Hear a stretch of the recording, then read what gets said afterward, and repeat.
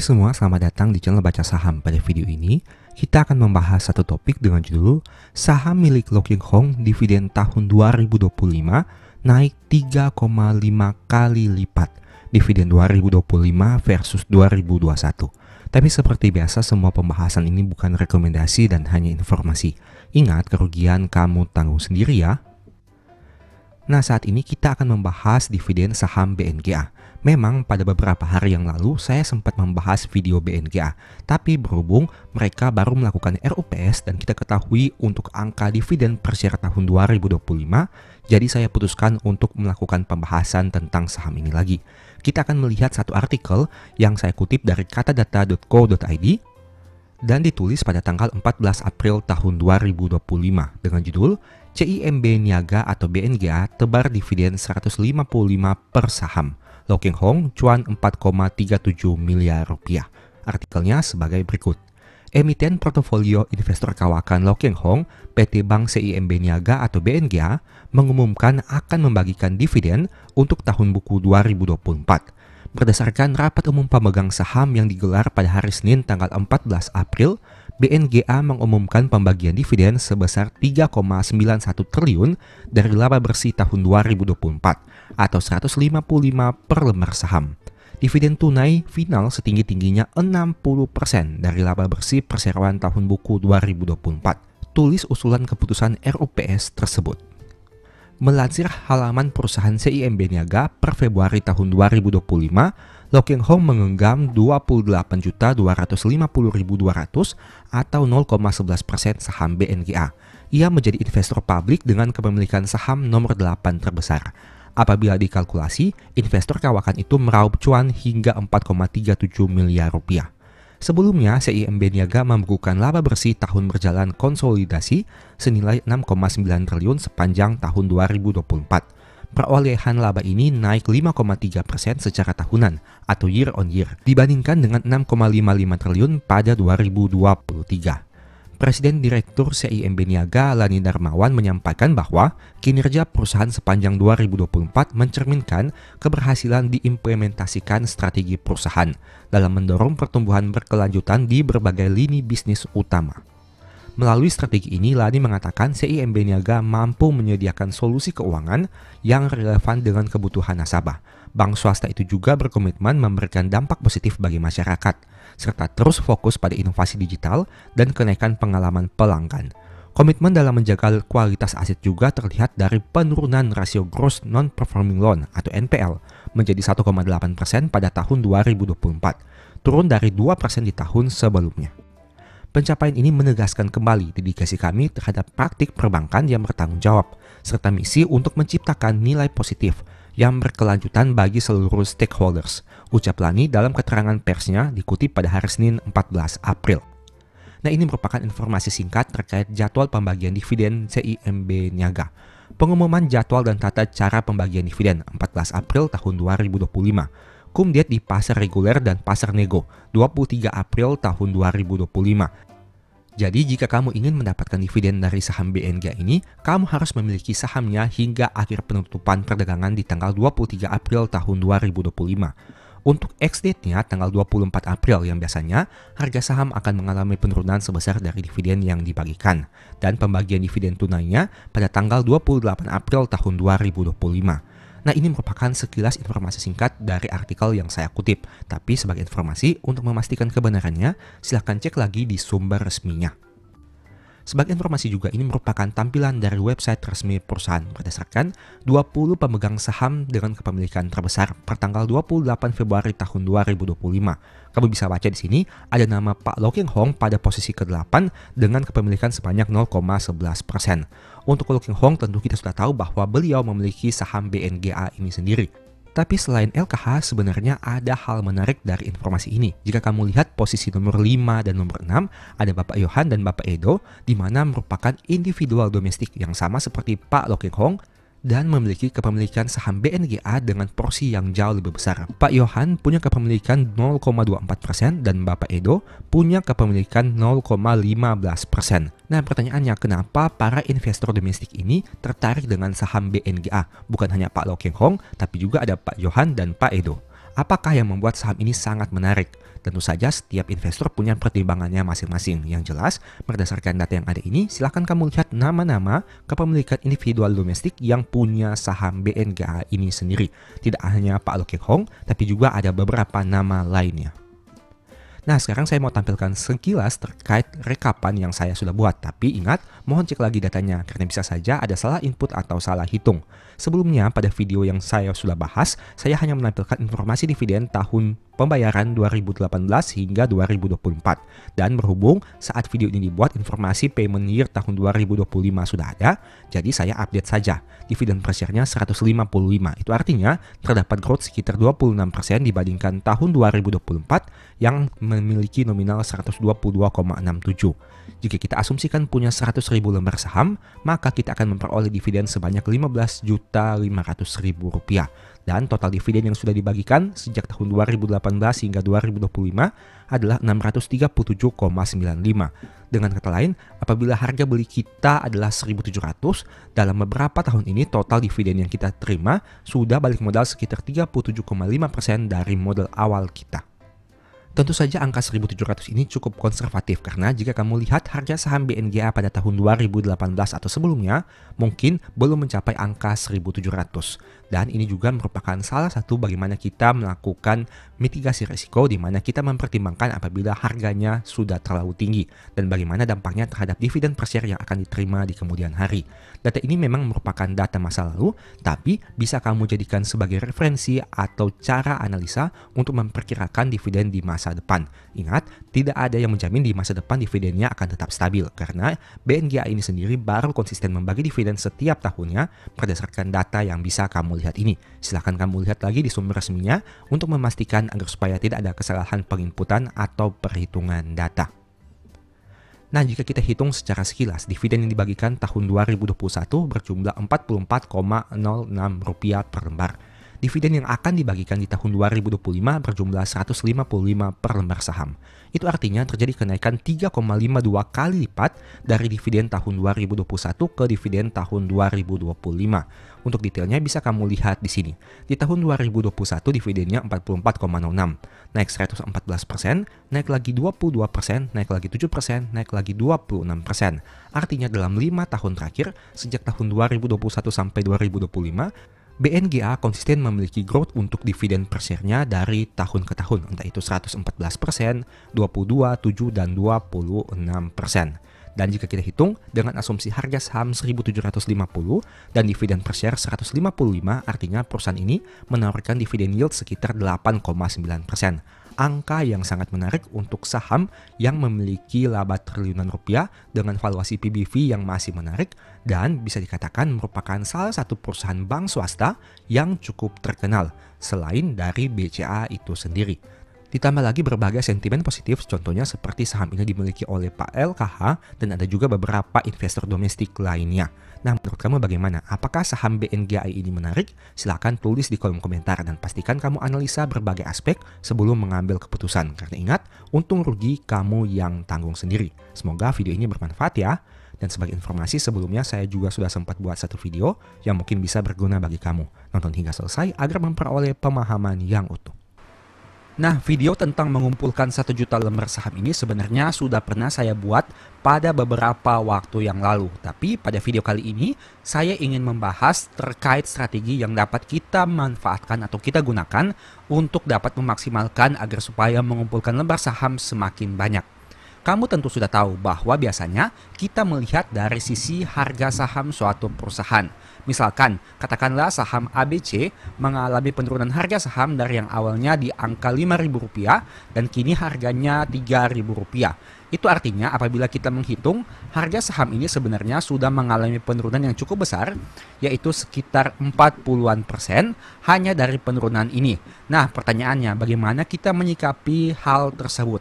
Apakah hal ini membuat kita menjadi khawatir ataukah hal ini sebagainya kita bisa manfaatkan sebagai suatu kesempatan?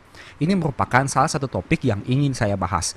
Mengingat pada tahun 2025 ini banyak saham bagus yang harganya sedang mengalami penurunan. Apakah kita bisa memanfaatkannya dengan cara melihat dari sisi yang berbeda? kita jangan melihat dari sisi harga sahamnya yang turun 40%, tapi kita bisa lihat dari sisi lembar sahamnya. Nah, katakanlah kita menggunakan modal misalnya 100 juta rupiah. Apabila harga saham berada pada angka Rp5.000, artinya dengan modal 100 juta rupiah, kita hanya bisa membeli lembar saham sebanyak 20.000 lembar saham. Tapi ketika harga sahamnya turun menjadi Rp3.000 dengan uang yang sama, yaitu 100 juta rupiah, kita jadi bisa membeli 33.000 lembar saham. Dengan kata lain, lembar saham yang kita bisa miliki lebih banyak yaitu 13.333 lembar saham. Nah, saya mau disclaimer dulu, untuk pembahasan pada video kali ini saya menggunakan angka lembar saham. Memang di Bursa Efek Indonesia kita hanya bisa maksimal menggunakan satuan lot, yaitu satu lot sama dengan 100 lembar saham. Tapi untuk mempermudah perhitungan saya menggunakan satuan lembar saham. Silahkan kamu lakukan adjustment sendiri saat akan melakukan perhitungan manual. Nah, ini merupakan salah satu sudut pandang yang berbeda. Saat terjadi penurunan harga saham, kamu mau melihat dari sudut pandang yang mana? Apakah kamu mau melihat dari sudut pandang harga sahamnya mengalami penurunan 40%? Atau di sisi yang lain, kamu mau melihat dari sisi lembar saham, di mana lembar saham yang bisa kamu miliki menjadi lebih banyak jika harga turun lebih dalam. Ini merupakan dua sudut pandang yang berbeda dan menurut saya pribadi, saat harga saham bagus mengalami penurunan yang drastis, kamu bisa gunakan sudut pandang dari sisi lembar saham. Karena kapan lagi kamu bisa mendapatkan saham bagus dengan harga yang lebih rendah? Logikanya sederhana, jika saham tersebut kamu berani beli di harga Rp5.000, apakah kamu tidak berani beli jika harganya turun ke angka Rp3.000? Dengan kata lain, misalkan pada tahun 2023 kemarin, misalkan harga sahamnya di angka Rp3.000. Apakah kamu tidak tertarik untuk membelinya? Nah, ini tentu menjadi berbeda jika harga sahamnya mengalami penurunan dari angka Rp5.000 ke Rp3.000 ataupun harga sahamnya memang berada di angka Rp3.000. Ini merupakan permainan psikologi yang kita bisa dapatkan di pasar saham, di mana saat terjadi naik turun harga saham, psikologi kita menjadi terganggu. Misalnya, kita melihat harga Rp5.000 itu menarik, tapi saat harga turun ke angka Rp3.000, kita malah takut. Ini merupakan hal yang cukup lucu di pasar saham, di mana kita berani membeli di harga Rp5.000, tapi saat harga sahamnya turun ke angka Rp3.000, kita malah takut. Padahal bukankah hal ini menjadi peluang bagi kita untuk mendapatkan lembar saham semakin banyak? Logikanya sederhana, misalkan kamu di supermarket biasanya membeli suatu barang dengan harga Rp5.000 dan satu minggu kemudian kamu datang lagi ke supermarket tersebut dan barang yang sama dengan kualitas yang sama harganya turun menjadi Rp3.000.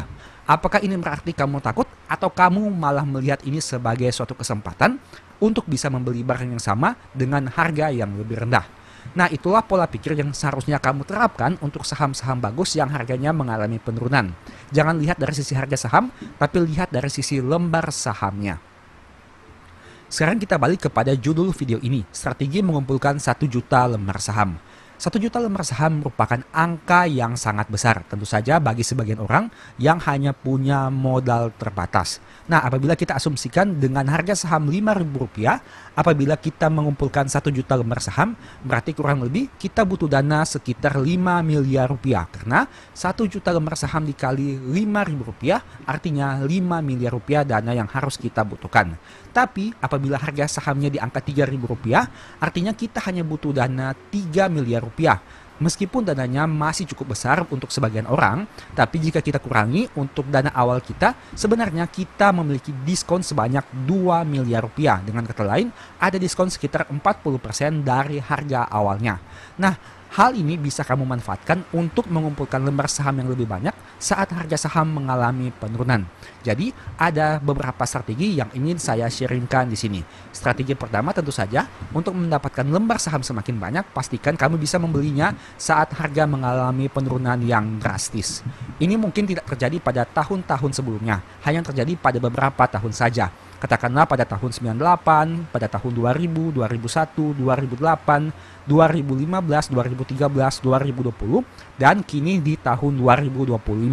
Bisa kamu lihat pada video yang sudah saya bahas sebelumnya di mana ada tahun-tahun tertentu harga saham memang mengalami penurunan. Tapi berdasarkan data histori, setidaknya IHSG saat mengalami penurunan, 1 tahun ke depannya mengalami kenaikan lagi. Tapi ingat, itu hanya data di masa lalu. Di masa depan bisa saja terjadi hal yang berbeda. Mengingat IHSG juga pernah turun 2 tahun berturut-turut, yaitu pada tahun di bawah 2005. Silahkan kamu lihat datanya agar supaya bisa mengetahui informasi yang lebih detail. Tapi poin inti yang saya mau tekankan di sini adalah saat mengumpulkan lembar saham semakin banyak adalah ketika saham mengalami penurunan yang drastis. Semakin drastis penurunannya, maka lembar saham bisa kamu miliki semakin banyak. Katakanlah contohnya seperti saham ABC ini. Saat harga sahamnya 5.000, kamu butuh dana 5 miliar. Tapi saat harga sahamnya turun menjadi 3.000, kamu hanya butuh 3 miliar rupiah. Bahkan jika harga sahamnya ternyata amit-amit turun ke angka 1.000 rupiah, kamu hanya butuh 1 miliar rupiah untuk bisa mengumpulkan 1 juta lembar saham.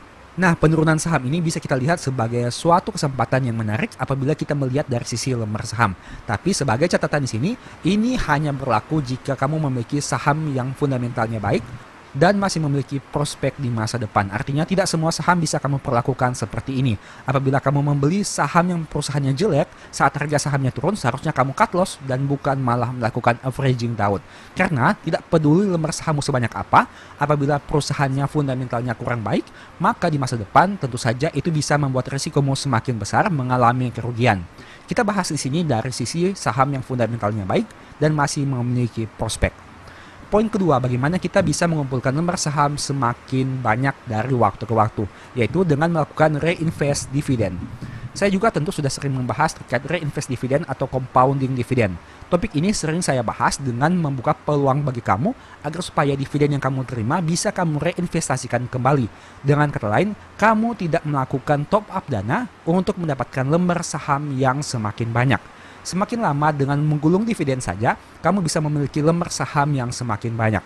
Semakin banyak lembar saham yang kamu miliki, tentu saja dividenmu akan lebih banyak lagi. Nah, ini merupakan pola berulang yang sering terjadi. Saat kita membeli saham, dapat dividen.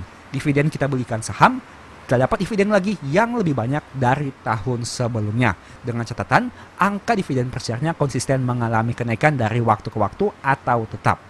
Poin ketiga, bagaimana kita mengumpulkan lembar saham semakin banyak, tentu saja dengan melakukan top up dana. Nah, dengan melakukan top up dana ini, kita harus bisa memaksimalkan setiap potensi yang bisa kita miliki. Entah itu dari pendapatan pasif ataupun pendapatan aktif. Kita masih bekerja, kita masih memiliki usaha, kita bisa menyisihkan sebagian gaji atau penghasilan kita untuk melakukan pembelian saham. Apalagi saat harga sahamnya mengalami penurunan yang drastis, sekali lagi itu merupakan suatu kesempatan yang bisa kamu manfaatkan sebaik mungkin. Jangan nanti saat harga sahamnya malah mengalami kenaikan di kemudian hari, kamu malah menyesal. Memang pada kenyataannya kita tidak bisa menebak kapan harga saham akan naik. Entah itu 1 minggu ke depan, 1 bulan ke depan, 1 tahun ke depan, atau bahkan 10 tahun ke depan. Tapi setidaknya apabila saat ini kamu melihat harga saham yang sudah cukup menarik dan dijual pada harga yang murah, kamu bisa memanfaatkan hal itu untuk bisa mengumpulkan lembar saham semakin banyak. Toh pada akhirnya yang kamu lihat adalah lembar saham, bukan naik turun harga saham secara harian. Itu merupakan salah satu konsep yang bisa kamu pertimbangkan. Dan poin keempat yang bisa kamu lakukan untuk memaksimalkan lembar saham adalah melakukan jual beli jangka pendek. Nah, ini merupakan salah satu topik baru yang mungkin jarang saya bahas, di mana meskipun kita fokus kepada lembar saham, tapi kita bisa memanfaatkan kenaikan dan penurunan harga saham dalam tempo misalkan mingguan, harian, atau bulanan untuk mengumpulkan lembar saham yang semakin banyak. Nah, katakanlah sama seperti contoh tadi, kita menggunakan dana 100 juta rupiah dan kita beli saham tersebut di angka 4.000 rupiah. Kemudian harga sahamnya naik menjadi angka 5.000 rupiah. Itu artinya kita memperoleh keuntungan di sini dari sisi capital gain-nya yang jika kita hitung sekitar berjumlah 25%. Dan apabila kita kalikan modal awal kita yang adalah 100 juta rupiah, itu artinya kita memperoleh keuntungan sekitar 25 juta rupiah. Dan angka 25 juta ini bisa kita belikan saham lagi dengan nominal misalkan harga sahamnya 5.000 rupiah, berarti kita ketambahan 5.000 lembar saham. Nah, ini merupakan salah satu cara juga yang bisa kamu manfaatkan. Selain kamu membeli saham ketika harganya turun drastis, melakukan reinvestasi dividen, melakukan top up dana, Kamu juga bisa memanfaatkan fluktuasi harga jangka pendek, yaitu dengan melakukan beli dan jual. Tapi ingat, untuk cara keempat ini kamu harus memiliki timing yang tepat. Jangan sampai misalkan kamu beli harga sahamnya di angka Rp4.000, harga sahamnya naik ke angka Rp5.000, kemudian kamu jual.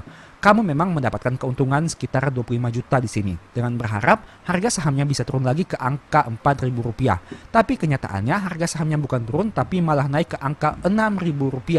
Alhasil, kamu jadi sudah hilang kesempatan untuk membeli harga saham di angka Rp4.000. Melainkan, kamu harus membelinya dengan harga yang lebih mahal pada angka Rp6.000. Ini merupakan salah satu resiko yang harus kamu pertimbangkan sebelum menerapkan skenario jual beli saham jangka pendek. Karena meskipun ada potensi kamu bisa membeli lagi di harga yang rendah, tapi tidak menutup kemungkinan harganya bisa berbalik naik dan kamu harus membelinya di harga yang lebih mahal. Logikanya, semakin mahal harga saham, lembar sahammu semakin kecil. Dan itu harus kamu pertimbangkan sebelum melakukan skenario keempat ini. Nah, itulah beberapa pembahasan dan strategi yang bisa kamu lakukan agar supaya bisa mengumpulkan lembar saham yang semakin banyak. Tentu saja apabila kamu memiliki target, katakanlah misalkan mengumpulkan 1 juta lembar saham atau mengumpulkan 100.000 lembar saham tergantung dari harga saham perusahaan tersebut. Sama seperti pembahasan saya tadi. Katakanlah kamu memiliki target mengumpulkan 1 juta lembar saham. Apabila saham tersebut membagikan dividen hanya 300 per lembar saham saja, berarti dalam 1 tahun kamu sudah mendapatkan dividen sebanyak 300 juta rupiah. Yang mana angka ini jika kita bagi menjadi 12 adalah sekitar 25 juta per bulan. Angka yang cukup baik hanya untuk dividen yang kamu terima setiap tahunnya. Kenapa fokus kepada lembar saham itu sangat menarik di masa depan? Inilah merupakan salah satu alasannya. Karena ada potensi dividen yang besar yang bisa kamu terima. Tapi kembali lagi dengan catatan fundamentalnya baik, prospeknya baik. Selain itu apabila misalkan kamu mengatakan, saya tidak mau fokus kepada dividen karena saya lebih tertarik dengan capital gain. Nah di masa depan apabila harga sahamnya mengalami kenaikan, bukankah dengan semakin banyak lembar saham yang kamu miliki, potensi capital gainmu bisa semakin banyak juga. Itu juga merupakan salah satu peluang yang bisa kamu lihat saat memiliki lembar saham yang semakin banyak. Ingatlah pasar saham itu berbicara selalu tentang modal. Apabila kamu hanya memiliki modal 1 juta rupiah dan kamu misalkan memperoleh keuntungan 10% setiap tahun, keuntungan yang kamu miliki hanya 100.000 rupiah. Tapi apabila kamu setidaknya sudah punya 1 miliar rupiah, maka keuntunganmu yang 1%. Maka keuntunganmu yang 10% itu sudah menjadi 100 juta rupiah. Apalagi jika kamu sudah memiliki modal di atas itu, katakanlah misalkan 3 miliar rupiah, maka keuntunganmu setahun sudah menjadi 300 juta rupiah untuk persentase yang sama, yaitu 10%. Dari 1 juta, 100 juta, 1 miliar, dan 3 miliar tentu memiliki persentase yang sama, yaitu 10%. Tapi yang membedakannya adalah nominalnya. Seperti yang saya katakan tadi, pasar modal selalu berbicara tentang modal. Semakin banyak modalmu, keuntungan yang kamu miliki semakin banyak. Tapi di sisi yang lain, hal itu juga berbanding lurus dengan potensi kerugian yang siap kamu hadapi. Apakah kamu masih bisa siap menghadapi apabila portofoliomu turun 300 juta dalam waktu 1 tahun? Untuk itu, penting bagi kamu mempertimbangkan peluang dan risiko yang siap kamu hadapi. Karena ingat, semuanya tergantung kepada kamu sendiri. Semua pembahasan di video channel Baca Saham ini bukan rekomendasi dan hanya informasi saja. Untung rugi tetap menjadi tanggung jawab kamu masing-masing. Semoga video ini bermanfaat ya. Sekianlah pembahasan singkat pada video ini. Selalu ingat bahwa semua saham yang disebutkan bukan rekomendasi dan hanya bersifat edukasi serta informasi. Mohon juga agar dapat mengecek kembali data yang ditampilkan karena bisa saja terjadi kesalahan pengetikan atau pengambilan data. Di video berikutnya ingin dibahas materi apa lagi? Tulis di kolom komentar ya. Sebagai informasi, berikut ini beberapa list ebook baca saham. Pertama, psikologi saham. Kedua, stock for living. Ketiga, strategi nabung saham. Keempat, the stock market. Dan yang kelima, cara cepat analisa laporan keuangan. Apabila tertarik, chat saja pada nomor WA yang ada. Sekian video ini, semoga bermanfaat. Thank you.